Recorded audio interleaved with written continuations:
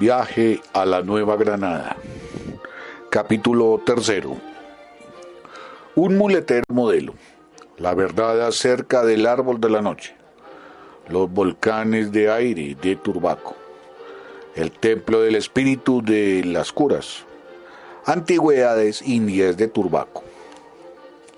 Un arriero o muletero llamado Cañas, juntamente con su hijo que tenía por nombre Cañitas, accediendo a mis instancias y a la del propietario de la fonda donde me hospedaba, comprometiéronse a trasladarme a la ciudad de Calamar, en el Magdalena.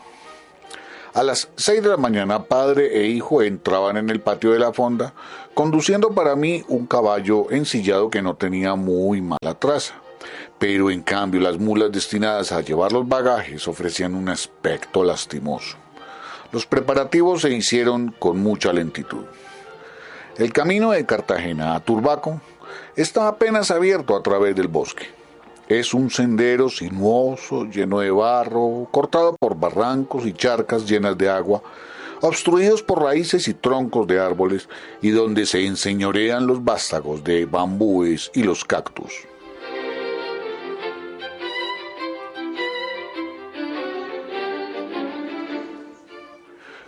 Cuando ha caído un árbol centenario, corroído por los parásitos y agobiado por el peso de las plantas trepadoras que forman en su ramaje como una corona ficticia, el arriero, sin dar importancia al obstáculo que les intercepta el paso, desenvaina su machete y abre camino muy pronto.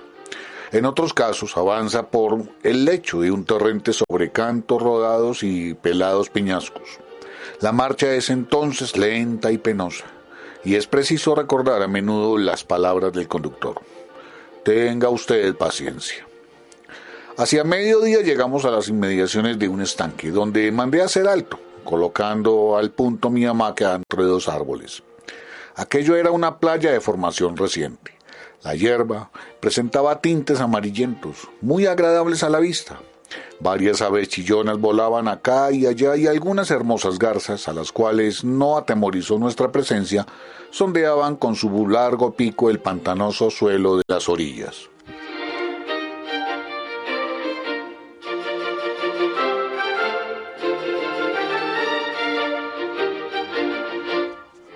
Pero mientras me balanceaba en mi hamaca, entregándome a una profunda meditación, espesas nubes de mosquitos pequeños y grandes me declararon de pronto tan encarnizada guerra que me pareció prudente pronunciarme en retirada.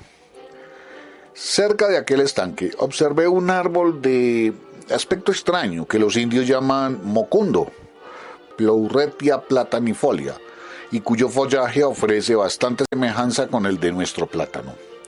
De la extremidad de las ramas penden cápsulas provistas de 5 grandes alas membranosas, delgadas y sonoras como el pergamino y que a cierta distancia parecen farolillos de papel aceitoso. También tuve ocasión de ver y estudiar, no lejos de Cartagena, un árbol que llaman palo de vaca o árbol de la leche, respecto al cual se ha complacido los viajeros y sobre todo los que exploran sin salir de su gabinete en referir cosas por demás interesantes, pero embellecidas siempre por una fantástica imaginación.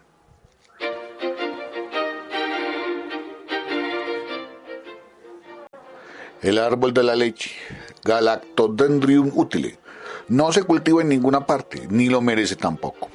En las regiones donde crece espontáneamente, solo en el caso de necesidad mayor, de falta de comestibles o por puro capricho, se recurre a él.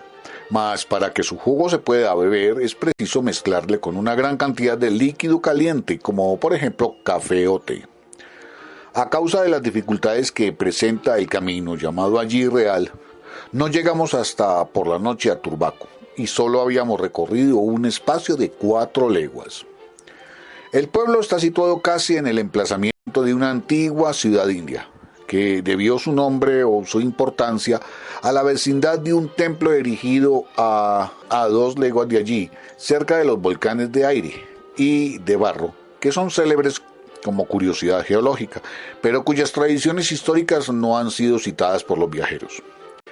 Merced a las indicaciones de Cañas, trabé conocimiento con un anciano indio llamado Fachimachi, descendiente auténtico de los caciques de Turbaco. Pude granjearme su amistad por medio de algunos regalitos y aquí lo que me refirió. El nombre indio del lugar era Yurmaco. El templo de los volcanes estaba consagrado a Seni, el espíritu de las curas. Sus 12 sacerdotes llevaban como insignia un ancho cinturón de oro y una diadema del mismo metal. Pendían de sus narices unas medias lunas de filigrana y del cuello unas placas de oro que representaban una especie de rana de relieve.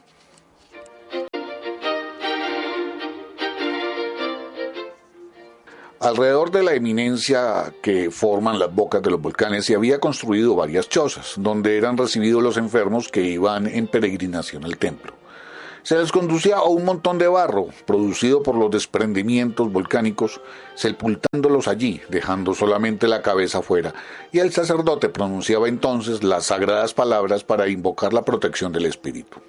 Los volcanes de Turbaco tienen su leyenda. Refiérase que hace 2 siglos lanzaban llamas porque Satán respiraba por sus bocas, pero el cura del pueblo se dirigió un día al sitio con gran pompa, hizo aspersiones con agua bendita, pronunciando la fórmula del exorcismo y los volcanes se apagaron, uno después de otro como por arte de encantamiento.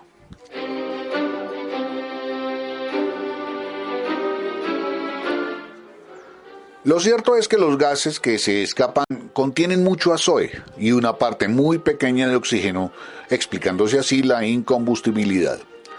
En la casa del cura del pueblo he visto objetos preciosos sacados de las tumbas indias de los alrededores. Había allí una colección de vasijas de barro de curiosas formas, un cinturón de oro de unas 3 pulgadas de ancho, trabajado con todo gusto como por arte. 2 placas o medallas del mismo metal precioso, muy tenues, de unas 4 pulgadas de diámetro, y con una tosca imagen que representaba una rana, una media luna de oro para adornar las narices y una especie de cetro hueco, maravillosamente trabajado. Antes de la conquista, los indios de Nueva Andalucía y de Castilla de Oro eran muy hábiles en la confección de vasijas de arcilla, las cuales adornaban con figuras pintadas, cubriéndolas de un barniz casi indestructible. Sus trabajos en oro y en la aleación de este con cobre, que llaman guanín, eran tan notables que el historiador Oviedo escribía lo siguiente: sus vasos preciosos, formados con frutos de higuera, con asas de oro, son tan bonitos que podrían servir de copa para el más poderoso rey.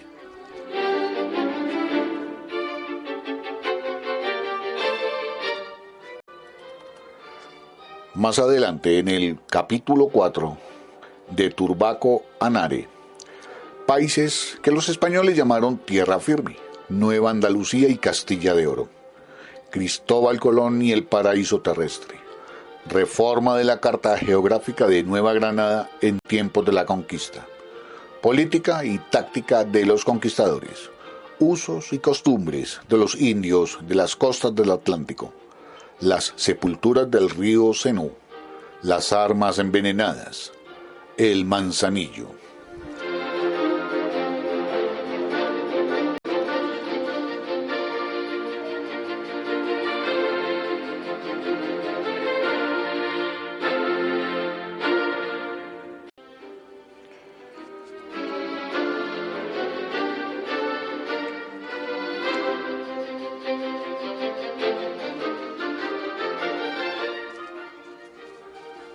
Viaje a la Nueva Granada. Capítulo 3. Un muletero modelo. La verdad acerca del árbol de la noche.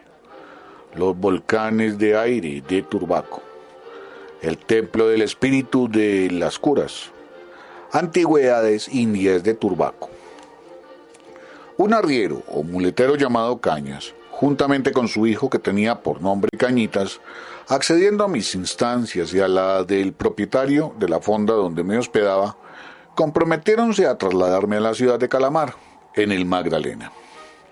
A las 6 de la mañana, padre e hijo entraban en el patio de la fonda, conduciendo para mí un caballo ensillado que no tenía muy mala traza, pero en cambio las mulas destinadas a llevar los bagajes ofrecían un aspecto lastimoso. Los preparativos se hicieron con mucha lentitud. El camino de Cartagena a Turbaco está apenas abierto a través del bosque. Es un sendero sinuoso, lleno de barro, cortado por barrancos y charcas llenas de agua, obstruidos por raíces y troncos de árboles, y donde se enseñorean los vástagos de bambúes y los cactus.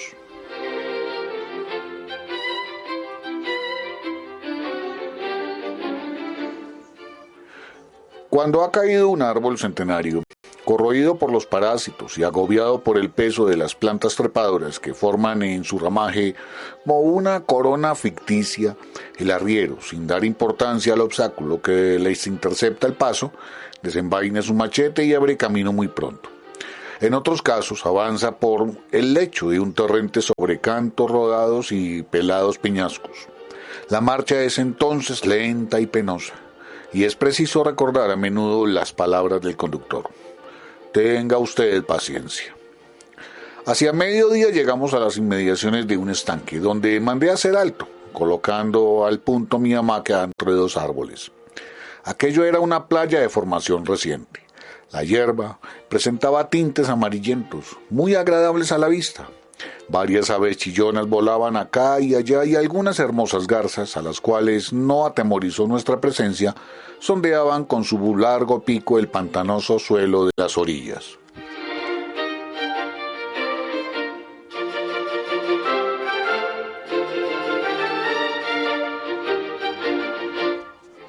Pero mientras me balanceaba en mi hamaca, entregándome a una profunda meditación, espesas nubes de mosquitos pequeños y grandes me declararon de pronto tan encarnizada guerra que me pareció prudente pronunciarme en retirada.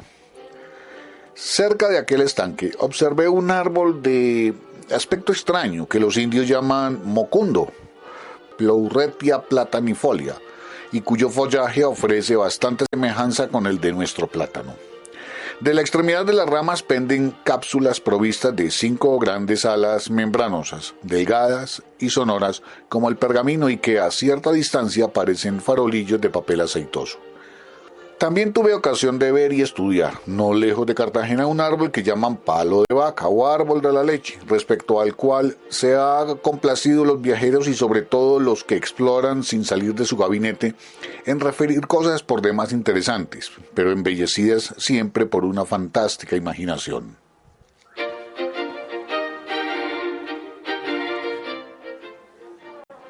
El árbol de la leche, Galactodendrium utile, no se cultiva en ninguna parte, ni lo merece tampoco.